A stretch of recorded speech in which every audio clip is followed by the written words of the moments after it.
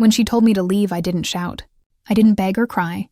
I just stood there, my hands trembling slightly, holding the small bag I had packed the night before, just in case. The sun was setting outside the kitchen window, painting everything gold. My son's house had always been filled with warmth, the smell of morning coffee, my grandson's laughter, the quiet hum of family life. But that evening everything felt still, too still. She stood by the doorway, her arms crossed, her eyes calm but cold. My daughter-in-law, Emily, the woman my son loved, the one I once believed would love me like her own mother. "Maybe it's better if you take a little break," she said softly, as if her words were made of glass she didn't want to drop. A break.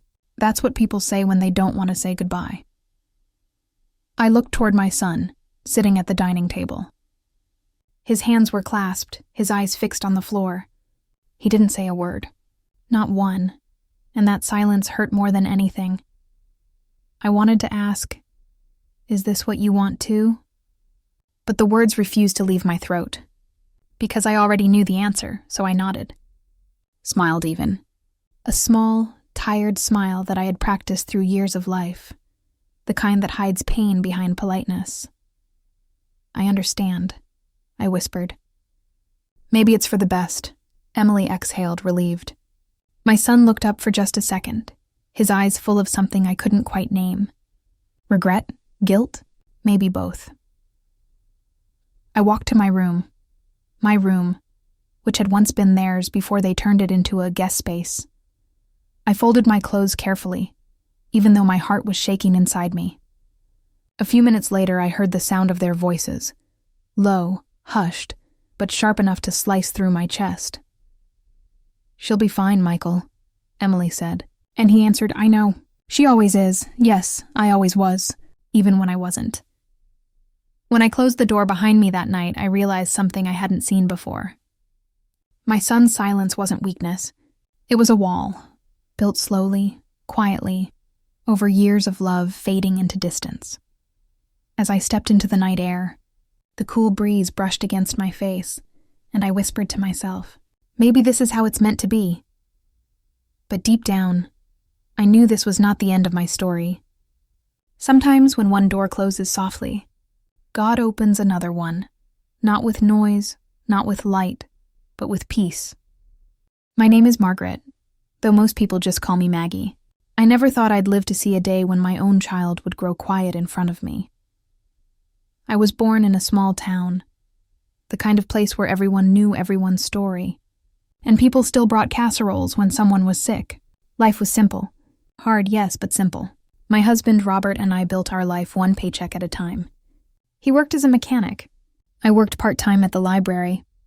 We didn't have much, but we had enough. And then we had Michael, my only child, the light of my life.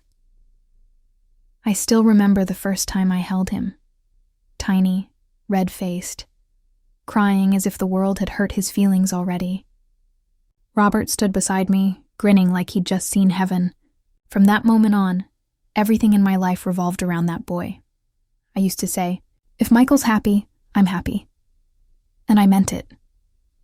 When Robert passed away suddenly, a heart attack at 46, it felt like someone had turned off all the lights in my world. Michael was just 16. He didn't cry much. He sat beside me at the funeral, quiet and stiff, staring at the coffin like he was afraid to blink. That's when I started noticing something about him. He carried pain quietly, tiny like his father. Where I wept and spoke and prayed out loud, Michael stayed still. He took his grief and tucked it neatly somewhere deep inside. After that, I became both mother and father. I worked extra shifts at the library, took small sewing jobs at night, and cooked his favorite meals just to see him smile again. I didn't mind. Every time I looked at him, I saw Robert's eyes, that same soft blue that looked at me with kindness. When Michael graduated college and got his first job, I thought life was finally giving him back what it had taken.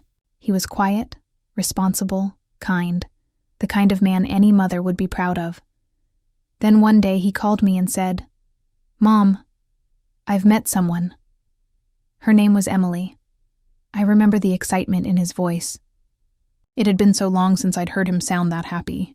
He talked about how smart she was, how she made him laugh, how she cared about family. When I met her for the first time, she was polite, well-dressed, and sweet, the kind of young woman who said all the right things. She brought me flowers, helped set the dinner table, and called me Mrs. Harris even though I told her, "Please, call me Maggie." I liked her. Truly, I did. Over time, though, I began to notice small things. Nothing terrible, just distant.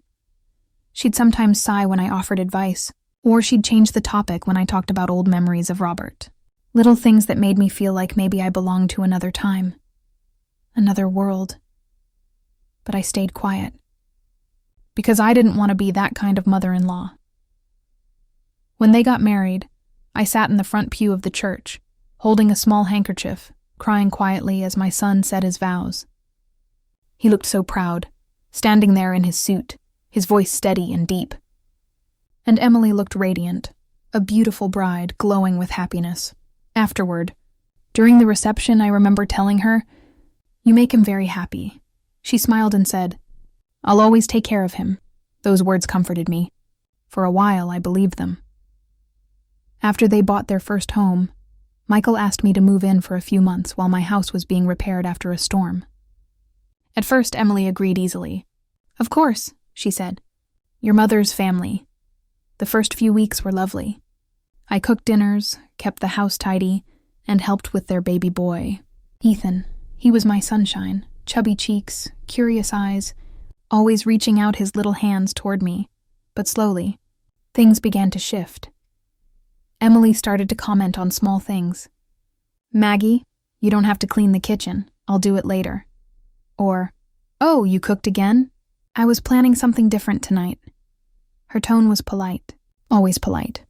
But her eyes told another story, tired, uneasy. I tried to step back. I told myself, it's her house now. Let her run it her way. But old habits die hard. One afternoon, while folding laundry, I overheard them talking in the living room. Emily said softly, "Michael, I just need space. I feel like I'm living with your mom, not you." And his voice, low and apologetic. "She means well, Em. She's just trying to help." "I know," she said, "but it doesn't feel like our home anymore." I froze. The towel slipped from my hands. I didn't mean to overhear, but those words lodged deep inside me like a splinter. That night, when I set the dinner table, I made sure to serve quietly. Just enough food, no extra plates. No conversation unless someone asked me something. I began to fade into the background, like furniture. I tried to talk to Michael once. "Do you think I've overstayed my welcome?" I asked. He looked startled, then shook his head quickly. "Of course not, Mom." But there was hesitation in his eyes, a small pause that said more than words ever could. That pause told me the truth. He loved me, but he didn't want to choose between us. So I started packing small things. Slowly, quietly, my photo albums. My late husband's watch, a few sweaters. I told myself I'd leave when the time felt right. But that time came sooner than I thought. One evening, I came home from a walk with Ethan. He was giggling in his stroller, holding a little leaf he'd picked up. When we got inside, Emily was in the kitchen, her arms folded tightly. She looked tired. Not angry, just worn out. "Maggie," she said gently, "I think maybe it's time you got a little rest. You've done so much for us. Maybe you should go back home for a while." I froze, staring at her. The leaf slipped from Ethan's hand, and then I looked toward my son, sitting again at the dining table. Silent. That silence. It felt familiar, the same silence he had when his father died, the silence of someone who doesn't know how to speak without breaking. So I smiled, nodded, and said, "You're right, dear. Maybe it's time." Inside, I felt my heart crumble quietly, piece by piece. That night, as I folded my clothes one last time, I thought about all the years, the birthdays, the laughter, the bedtime stories, and I realized something. I had spent so long being needed that I'd forgotten how to just be. When a mother gives everything, Sometimes she disappears without even noticing. I didn't blame Emily. Not really. She was young, building her own life, her own rhythm, and I was part of a past she didn't belong to. But still, part of me wished my son had looked at me that night and said, "Stay." Just one word. Instead, I heard only silence. And sometimes silence speaks louder than anything. I left early the next morning. It was still dark when I slipped out of the guest room. The house was silent, the kind of silence that feels like a held breath. I didn't want to wake anyone, not even little Ethan. My suitcase wheels made a soft sound on the floor. I paused at the hallway to look at the family pictures hanging on the wall. Their wedding photo, Emily's graduation, a photo of Ethan sitting on Michael's shoulders at the park. I had taken those pictures. I smiled faintly, my chest tightening with quiet pride and quiet sorrow all at once. Before leaving, I placed a small note on the kitchen counter. "Thank you for letting me stay. Take care of each other. And my little Ethan. Love, Mom." It was all I could manage without letting my tears stain the paper. The taxi driver helped me load my bag and asked kindly, "Going on a trip, ma'am?" I forced a small smile. Something like that. When I looked back through the window, the house stood still, warm lights glowing through the curtains. It didn't look like a place I was being sent away from. It looked like home. But I reminded myself, sometimes love means stepping away so others can grow. That's what I told myself over and over. My house was cold when I arrived. It had been empty for months after the storm damage, and though the repairs were mostly done, the place felt hollow. The walls echoed when I spoke aloud, and the smell of paint lingered in the air. For the first few days, I tried to keep busy, unpacking, washing sheets, rearranging furniture. But no matter what I did, the silence followed me. I'd find myself setting an extra plate on the table, forgetting that no one else was coming to dinner. Or I'd walk into a room and imagine little Ethan's laughter echoing in the corners. Evenings were the hardest. I'd sit by the window, staring at the faint light of the street lamps, wondering what they were doing. Was Emily making dinner? Was Michael reading Ethan a bedtime story? Did they even notice I was gone? Days turned into weeks. Michael called once a week, polite, short calls. "Hey, Mom, just checking in." I could hear Ethan babbling in the background sometimes, and Emily's voice faintly saying, "Tell her we said hi." I always smiled through the phone. "I'm fine, sweetheart. Just keeping busy."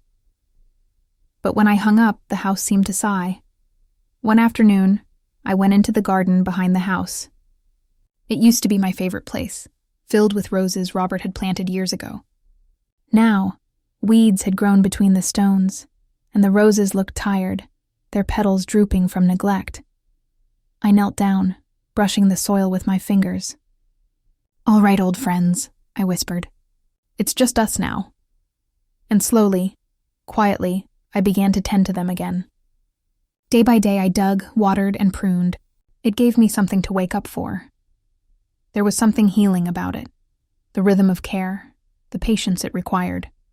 Every new bud felt like a small promise, a reminder that life could bloom again, even after being cut back. A few weeks later, my neighbor, Mrs. Doyle, stopped by.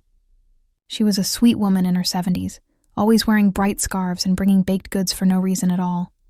"Maggie," she called over the fence. "You've been quiet lately. Everything all right?" I smiled, wiping dirt from my hands. "Just getting used to the quiet." She looked at me kindly. "Quiet can be good, until it isn't." That made me chuckle. "You're right about that." She leaned on the fence and said, "You know, the church is looking for volunteers at the daycare center. They could use someone patient like you." At first, I hesitated. I wasn't sure I had the strength to be around children again. Not when I missed Ethan so deeply. But something in her tone nudged me. "Maybe I'll stop by," I said softly. The next Monday, I went to the daycare. It was a small building with colorful walls and cheerful noise spilling out the windows. The moment I stepped inside, a little girl ran past me, giggling, holding a stuffed bear upside down. The air smelled like crayons and cookies. A young woman at the front desk smiled. Hi, can I help you? I heard you're looking for volunteers, I said. I can read to the kids, help clean up, whatever you need. She smiled brightly. We'd love that. The kids would too.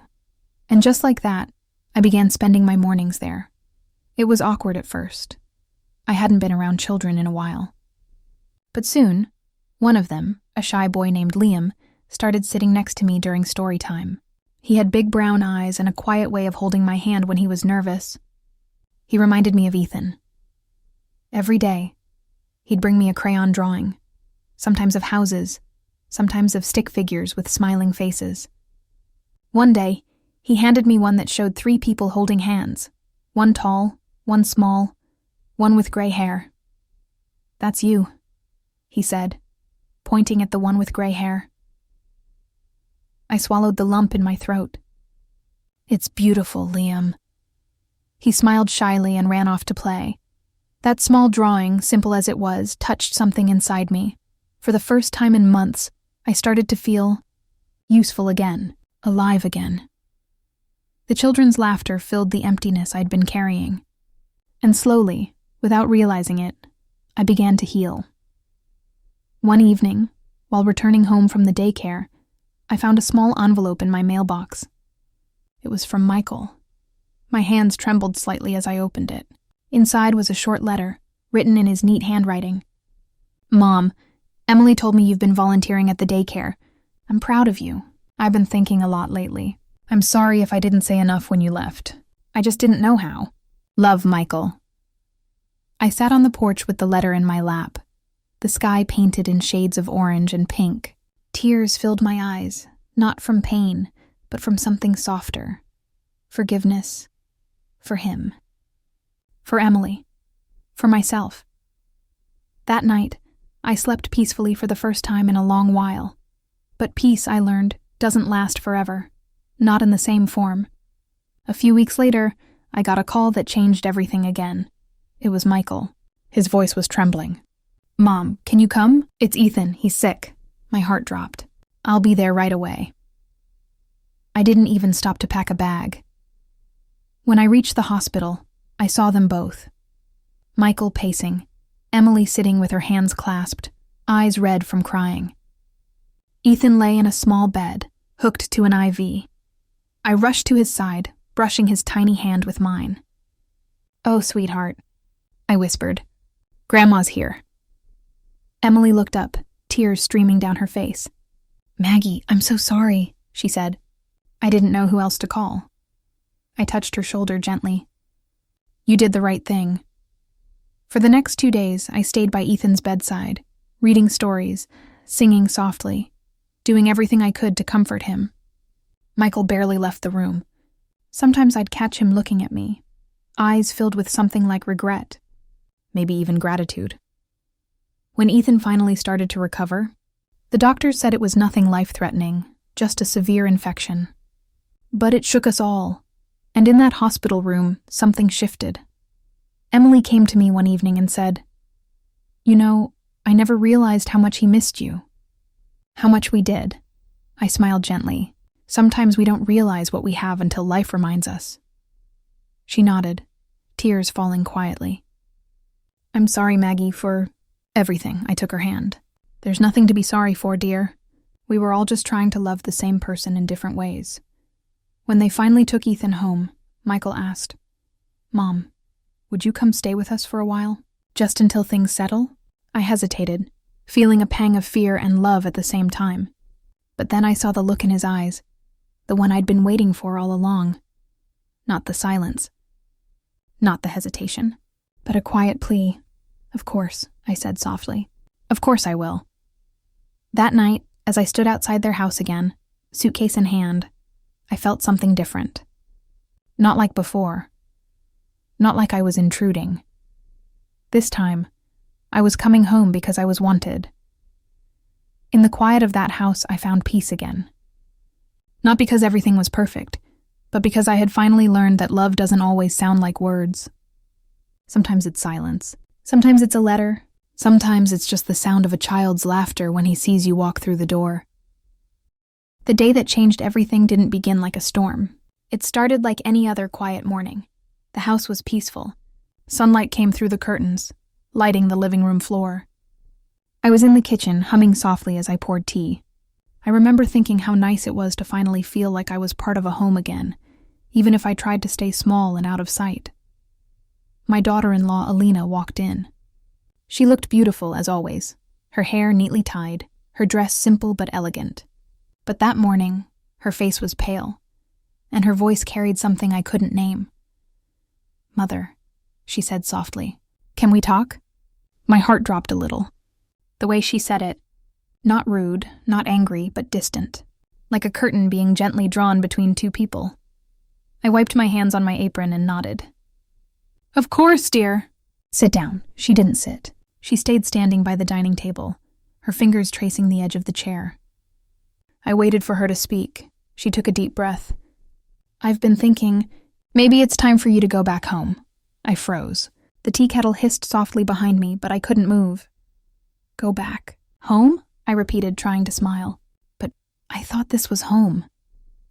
Her eyes flickered and she looked down. "Mother, it's not that we don't love you, but it's been hard. The house feels small and we need our own space." I wanted to say something. Anything. But my throat was tight. "Oh," I managed to whisper. "I see." She continued, her words careful, almost rehearsed. "You've done so much for us, truly. But Daniel and I need time to grow as a couple. It's not fair to keep depending on you." I could hear her trying to sound kind, but every word felt like a door slowly closing. I nodded, forcing a small smile. "You're right, dear. You're both young. You should have your space." She looked relieved, maybe even grateful that I didn't argue. I turned toward the window so she wouldn't see the tears filling my eyes.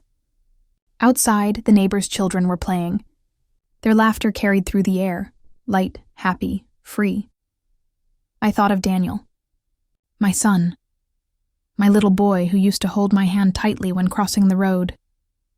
The same boy who once said, "Mama, when I grow up, I'll build you a big house so you'll never be alone."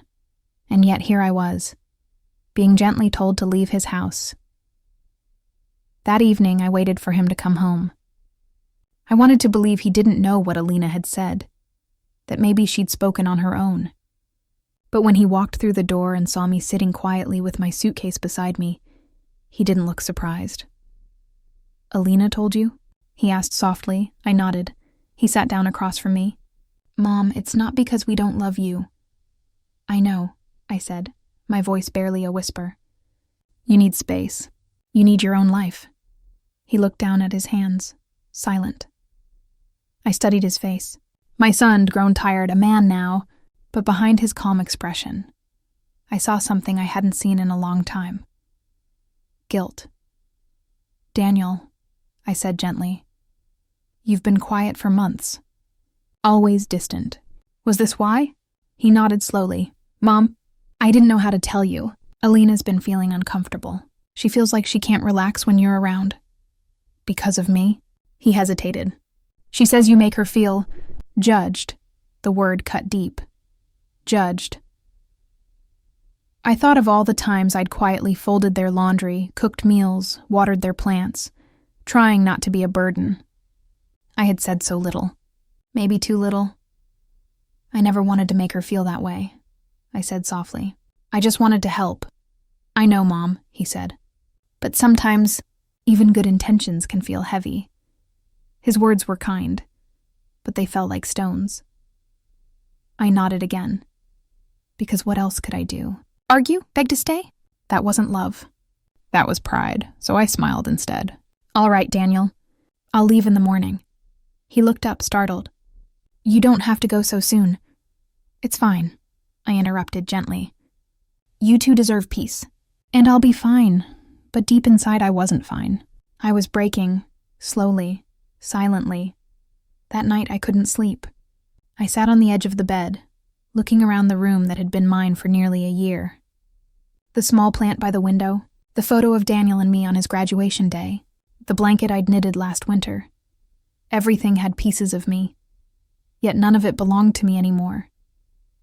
I whispered to myself, "This is what love is, isn't it? Letting go before you're pushed." When dawn came, I packed my last bag quietly. I made tea for them one last time, placed the cups on the table, and left a note. It said, "Thank you for giving me a place to rest. I hope you both find peace and happiness. With love, Mom." When I opened the front door, the morning air was cold. My hands trembled as I stepped outside. The taxi driver helped load my bags. "Where to, ma'am?" I didn't know what to say. Home? But where was that now? "Just drive," I whispered. "I'll tell you when to stop." As the car pulled away, I looked back through the window. I saw Daniel standing by the curtain watching. He didn't come out. He didn't wave. He just stood there, silent. That was the moment I finally understood his silence. He wasn't silent because he agreed with her. He was silent because he was torn, because sometimes love ties your tongue, because when you try to keep peace, you lose a part of yourself. I looked down, pressing my palms together. "It's all right," I whispered to myself. Let him go. Let them both go. The city passed by. Houses, shops, children with school bags. I felt like a ghost drifting through a world that had moved on without me. But somewhere inside, a small, trembling voice said, "Maybe this isn't the end. Maybe this is where God begins something new." I reached my old village by noon. The air there was different. Fresh, warm, filled with birdsong. The driver helped me unload my bags near the little house I had left years ago. The paint was peeling, the garden overgrown, but it was mine. When I stepped inside, the silence wrapped around me. I stood there for a long time, letting the emptiness speak. Then, slowly, I unpacked. I placed the family photo on the table, lit a small lamp, opened the window, and for the first time in months, I breathed deeply. Tears came, not of anger, but of quiet release. I whispered, "Maybe being alone isn't the same as being unloved." Outside, the sky was wide and open. I didn't know what my next chapter would look like, but I knew one thing. I would keep my heart soft. I wouldn't let pain harden it. And as the evening light filled the room, I felt it again. That gentle, unseen comfort. The kind only God can send. The first few weeks in my old home were quiet. Almost too quiet. Silence has a way of showing you every thought you've been running from. Every morning, I'd sit by the window with a cup of tea and watch the sunlight move across the floor, the same way I used to when Daniel was a little boy, waiting for him to wake up and come running for breakfast. Now there were no footsteps, no laughter, no voice calling, "Mama, where's my uniform?" Just the gentle creak of the old house and the sound of wind through the trees. At first I thought the loneliness would swallow me whole. I would reach for a second cup when making tea out of habit. I'd cook more than I could eat, as if expecting someone to come home. But no one came, and slowly the pain began to change. It softened, like waves that used to crash hard, but now just kissed the shore and retreated quietly. One afternoon I walked to the small market in town. It had been years since I'd been there. The same fruit seller stood by his stall, a little older, a few more wrinkles, but still cheerful. "Mother, you're back!" he exclaimed. "Haven't seen you in ages," I smiled. "Yes, it's been a while." He handed me an apple and said, "You look thinner. You must start eating properly again." I laughed softly. "I'll try." His kindness, simple as it was, filled a space inside me that had been empty for too long. When I walked back home with a bag of groceries, I realized how much I'd missed being seen. Not as someone's mother-in-law, not as a guest, just as me. The days passed gently. I began planting flowers in the small front yard. Marigolds, jasmine, and a little rose bush that struggled but refused to die.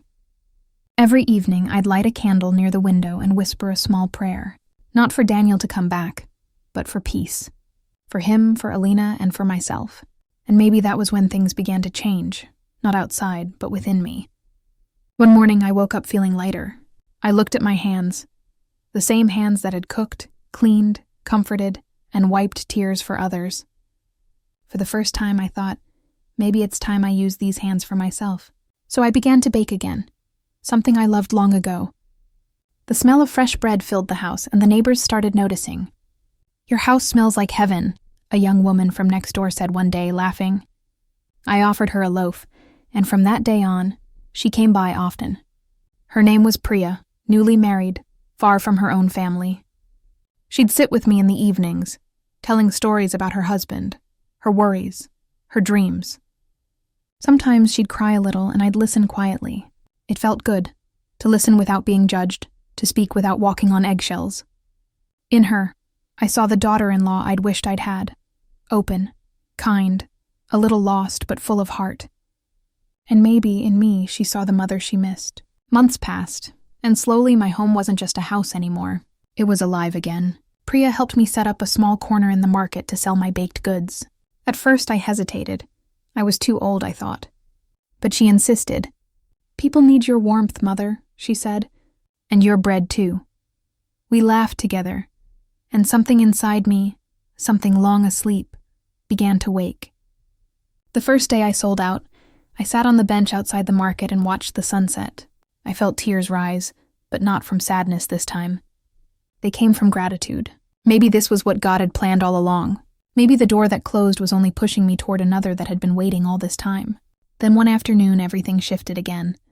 I was at home, kneading dough, when I heard a familiar voice outside. It was Daniel. I froze, my hands covered in flour. When I opened the door, there he stood, my son, looking older, thinner, and somehow smaller than I remembered. "Mom," he said, his voice trembling. For a moment I couldn't speak. All the words I'd rehearsed in my head for months disappeared. He looked around, taking in the flowers, the small table by the window, the smell of fresh bread. "You've made it beautiful," he whispered. I smiled softly. "It keeps me busy." He nodded, his eyes glistening. "I've missed you, Mom." Something inside me broke. Gently, not painfully, like an old wound finally healing. I took a deep breath. "Why are you here, Daniel?" He hesitated, his lips trembling. I wanted to say I'm sorry. My hands fell to my sides. He continued, his voice cracking. "You were right, Mom.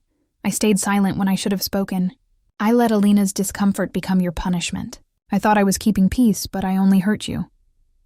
Tears filled my eyes. I reached out and placed my hand on his cheek. "Daniel," I said softly, "you don't need to apologize. I understand now. You were trying to balance love between two people. That's never easy." He shook his head. "No, Mom, I was a coward. And I paid for it. Alina and I, we're not together anymore." I paused, the air stilling around us. "I'm sorry, my son." He gave a small, sad laugh. "Don't be. I think God was trying to teach me something too." We sat together for a long time, saying little. Sometimes words only get in the way when hearts are already speaking. After a while, I brought him some tea, the same way I used to. He smiled at the taste. "It still tastes like home," he said quietly. As the sun began to set, Daniel looked around and said, "You've built a life here, haven't you?" I nodded. "Yes, a small one. But it's mine." He looked down. "I wish I'd been here to see it." I reached across the table and took his hand. "You're here now. That's what matters." He stayed for dinner. Simple lentils and bread. We talked about small things, the weather, old neighbors, his work. It felt natural, unforced.